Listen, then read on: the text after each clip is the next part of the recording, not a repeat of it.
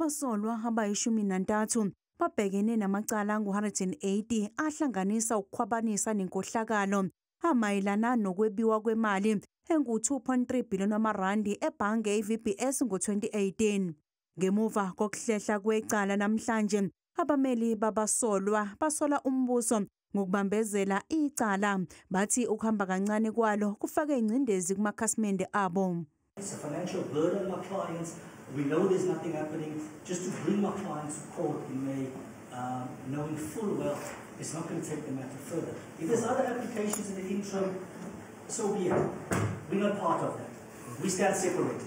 Ngaphambi kokuthi ibhange i-VBS livale eminyakeni engaphezulu kweyisithupha edlule, bayi-15 omasipala nezinkulungwane zamakhasimende ababetshale imali kulo. Ihhovisi labashaqa impahla i-VBS lithi selikwaze ukubuyisa imali engu-670 million wamarandi ezokhokhelwa labo abaqinisekisiwe ukuthi babefake imali kuleli bhange.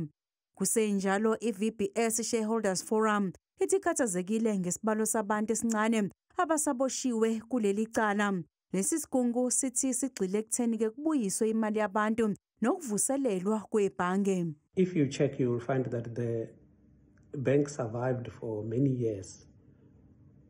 You calculate the years that the bank has been surviving without any problem, vis-a-vis the years of looting, then you will see a huge difference. Sekuboshwe abantu abangaphezulu kwama-30, kwathi abayisithupha bagwetshwa selokhu kwaqala uphenyo kokukhwabaniswa kwemali e-VBS Mutual Bank.